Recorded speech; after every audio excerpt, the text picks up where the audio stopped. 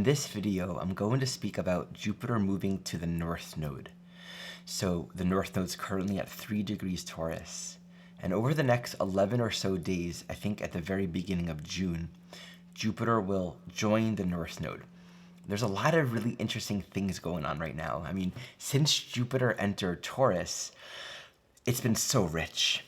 There's so much evolutionary activity, so much stimulating growth and expansion. And there's a lot of nuance to this Jupiter and Taurus transit. So I'm going to focus on its relationship to the North Node. And in particular, anytime a planet is in any kind of aspect to the nodes, we're really looking at how that planet is relevant to our ongoing evolutionary soul purpose and direction at this time. So when a planet is conjunct the North Node, that function becomes very essential to our ongoing evolutionary growth. It's almost like there's a green light giving a lot of attention to that planet, its wisdom, its challenges, its invitations, its possibilities, as essential for our soul growth at the time. So it's going to be very useful to really tune into what this is all about. When a planet is on the North Node, I'm going to speak about this generically and then zero in on the meaning of Jupiter on the North Node. When a planet's on the North Node, we can think of it in two ways. One, it's completing a cycle relative to an entire phase of evolutionary development. Right? It's completing a cycle with that point that corresponds to our ongoing evolutionary growth. The North Node, in some sense, always speaks to the choices we can be making now, and thus a way of thinking of ourselves, a way of thinking and perceiving life that will support our soul evolution. And it's a portal. So circumstances, perceptions, opportunities, experiences, life dynamics are manifesting, emerging through the portal of that North Node, inviting us to see it differently, inviting us to consider, how is life inviting me to grow right now? So in this being a cycle that's coming to a close, there is within that a lot of almost faded developments. Things are coming together. Seeds from the past are blossoming now because why? Second dimension of this transit, we're about to enter a new cycle. Okay, so there can be a very fruitive quality to it, both in terms of dynamics, pieces manifesting that are essential, helpful, or relevant. There can also be a sense of closure, things really clarifying themselves at that time to be released. So we can begin a fresh, clear evolutionary direction forward. In particular, things that we've been working on, being that the North Node is about ongoing green light move forward, this can really be emerging, right? The analogy of seeds that we've planted a while ago sprouting up, being very relevant right now, right? So then the second dimension is we are preparing for a new cycle. And that's going to say, really do the Jupiter thing. Like Jupiter is here for you. And when it passes that North Node, that's really when it gets active, because that's in a new phase now. It's a new cycle. We're going to be moving into new experiences, new opportunities. So it's really calling us to embrace this. Thus, let's spend some time really understanding the deeper dimensions and teachings of Jupiter in Taurus. Because this North Node doesn't just accentuate it, it's pointing to it. It's saying this. This is important. Mind you, Jupiter all of this year is squaring Pluto. So there's a great evolutionary focus. Anything that's in relationship to Pluto means we are finding greater power, where we're moving through deeper layers of unconscious behaviors, attachments.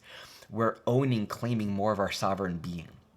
So this Jupiter is such a powerful seat of evolutionary growth. The principle that I want to focus on in diving into Jupiter and Taurus is this one really simple but deep teaching from Jeffrey Wolf Green. When it comes to Jupiter, he's often said something to the likes of, you need to let go in order to receive. And I mentioned this in my last video, but I want to say this letting go isn't so much of a letting go of a thing, it's letting go of an attitude. It's letting go of a belief. Now with Jupiter and Taurus, what's the attitude? What's the attitude towards life, right? Jupiter is always about our attitude towards life. If you're a traveler, What makes it a good experience? You have a certain attitude. You're open-minded. You're not asking too much of the environment. You have a mindset that is responsive, receptive to all the gifts that come in the experience.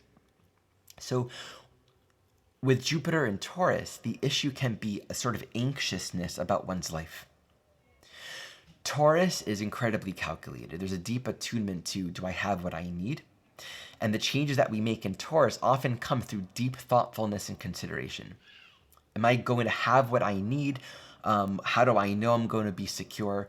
There can be a lot of resistance to change in Taurus based on that security need. However, because there is so much thoughtfulness within Taurus, the depth of consideration can actually result in really thinking things over well.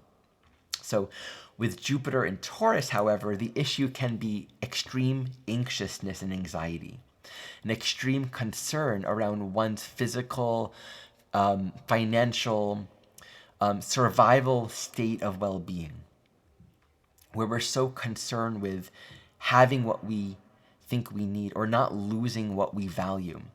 And I want to give attention to this energy of anxiousness, because that anxiousness will point back to our attitude, right? The attitude is, I'm afraid, I'm nervous. Life is some sort of fragile experience where I might not get what I need. Right? I might lose what I have.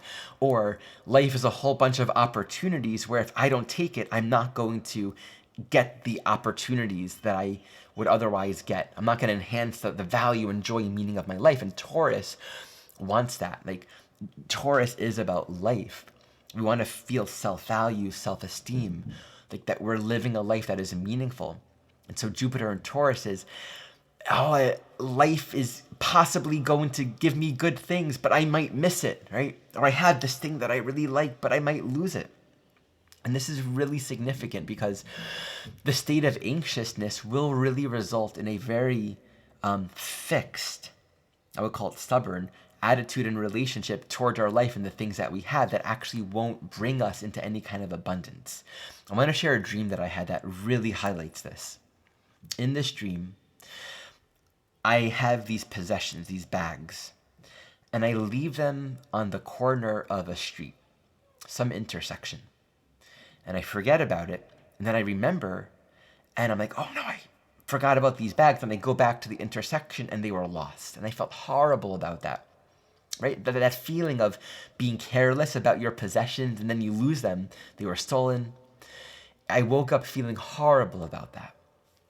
And I couldn't shake this feeling that like I was on the verge of losing something, that investments would be lost or I would make a bad decision. Like I felt vibrationally in a fragile state. And it was a very uncomfortable feeling. What's the first thing that we do in that state, right? Like from a place of fear, we're going to think, oh, there's something bad that might happen. Let me be protective, right? In a fearful state, we tend to make decisions from fear to protect ourselves from the thing that we're afraid of. And of course, that doesn't actually help. So then I had a dream, I think that same night, where one of my teachers said to me, where do you believe in the possibility of loss? Wow, like I'm so grateful for that dream. That second dream helped me completely reframe my interpretation of the first dream. Right? There was fear, there was anxiety, there was a sense of vulnerability from that first dream.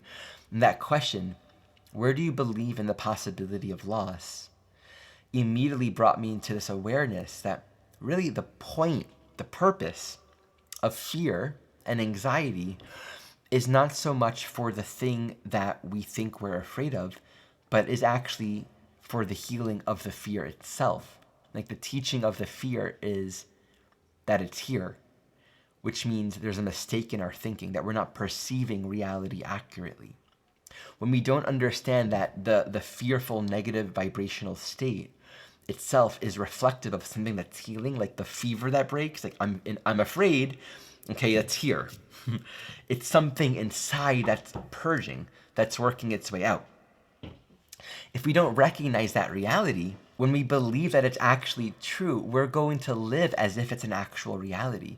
When we're afraid of something, we're going to try to do things to protect ourselves from the thing that we're afraid of. So that really helped me just become more reflective on my vibration and really, where did I forget about love? Where did I forget the truth? Where did I begin to believe something that wasn't true? And some layers of insight that I'm really gleaning with this Jupiter and Taurus is, when we're afraid for our life, when we're afraid of not having what we need, when we're afraid of loss, when we're afraid of not getting something, when we're afraid of missed opportunities, the vibrational state that we're in will actually manifest the very thing that we're afraid of. It doesn't mean we'll actually lose something. It means we're actually going to create the experience of being vibrationally unavailable for that which we're so afraid of losing, even if it's right in front of us. We can't actually receive and enjoy and utilize and put into circulation the goodness of our life when we're so concerned with not having what we think we need, when we're so concerned with loss. So that reflection brings me into immediate awareness of, okay, this is about my state of being. Am I in love with my life? Do I feel good about myself? Do I feel good about my choices? Do I appreciate the things that I have? Are there things that I'm not engaging? In my life, there are certain cryptocurrency investments and a particular airdrop of a new coin, something that I've researched and spent a lot of time learning about, and I wasn't engaging. And I realized, oh, I feel very vulnerable because I don't really understand that ecosystem. So I composed myself. I actually met this vibration that felt very close to, in a state of anxiety, just making decisions to get it over with. Like, oh, I want to do this thing to receive the airdrop and get my assets, and right, just to kind of move through it because I want to get it, but not tending to the anxiety and the feeling of rushness and the feeling of, I don't want to miss out on this opportunity. Being composed, taking my time. I spent several hours actually looking for a journal where I wrote down all of these notes from a conversation I had with someone that was a very helpful, very Jupiterian kind of guide. Really helped me understand the whole situation. I couldn't find that journal. I took everything out of 2 different closets to find it. And then when I read it, I didn't understand it because I hadn't looked at those notes in a year. I just had to take my time and just spend time with it, right? It's like if you're in a garden, you want to grow zucchini, but it's overgrown and you don't have the spaciousness to plant those seeds. You might not actually yield any harvest if you don't take the time to just weed, toil, get to a point where you feel, now it's ready. Like when the earth is ready to receive a seed, you know it. You can see it. It's like it's open, it's spacious, the soil is loose. You're ready.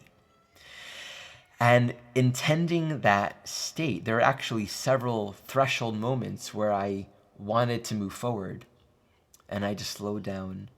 And just staying with that energy of composure. And I really took this whole Jupiter and Taurus reflection as a useful guide for me.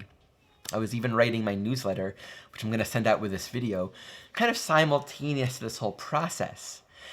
And I didn't feel ready to complete the newsletter until I actually fully got that teaching, which then helped me articulate what I'm expressing and what I write in this newsletter. So the teaching with Jupiter and Taurus is this present moment is abundant. And life is inherently, especially right now, organizing itself to further our own growth in whatever way is relevant. The uniqueness, that which is relevant for the enhancement and value and meaning of your life, that's what this is about, right? Not some far out, inaccessible concept. Your life, that's what Taurus is all about. It wants to feel personally enriching and meaningful and valuable to you. So life is full of opportunities right now. Slow down, take your time, and where there's a fear or an anxiousness of, I don't want to miss this opportunity or mess it up, or I missed this opportunity, oh man. Here's a story. Let's say you're a gambler and you go to the casino and you play a hand and you're winning money and you get this really good hand and you think, oh, I should invest like 90% of my allocated funds. I think this is a really good hand, and you don't do it. You don't follow that intuition. You won the hand, but you could have won like a 1000x. You know, you could have earned so much more, but you didn't listen to yourself. And so as a result, you won, but you don't feel grateful for that win because you're just so fixated on what you could have won. That's a trap here with this Jupiter and Taurus. There are opportunities all over the place, and that one just passed.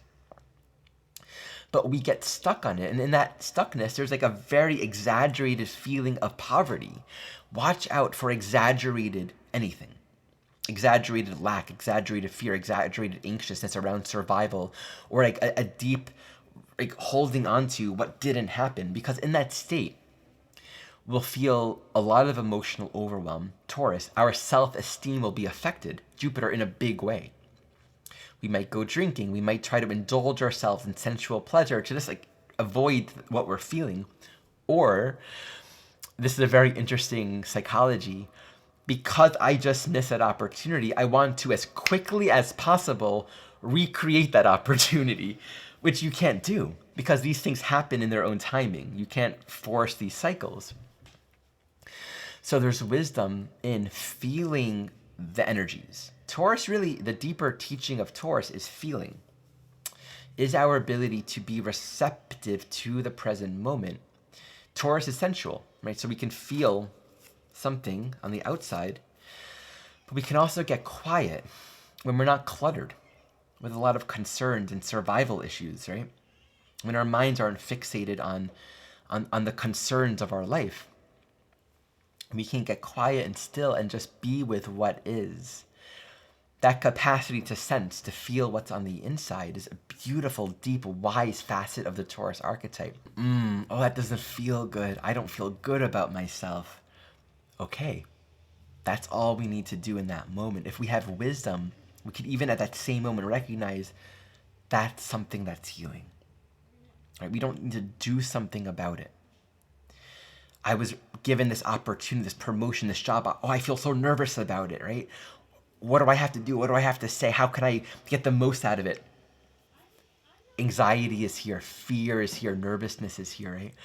And we can take all of these inner sensing experiences as opportunities to really just come back to the practice, to our life, to the present moment. This is something that's healing, and it makes us more available to truly receive, to become more available for the gifts of life. We clear the anxiety. We clear the anxiousness, the hastiness, the concern, the fear. And this can be coming up a lot right now, not just with the Jupiter, Pluto, Mars, like just the North Node itself. I think that Mars, Jupiter, Pluto is incredibly profound. It's very instigating. It's bringing up a lot of core soul dynamics. It feels very rich, very engaging. But just moving towards a North Node, in order to receive, we have to let go. And so we can have with this Jupiter experience an accentuation, an exaggeration of the things that we need to let go of. Don't allow your mind to give into the seeming reality of the anxiety and the fear. So we return to the temple of our life.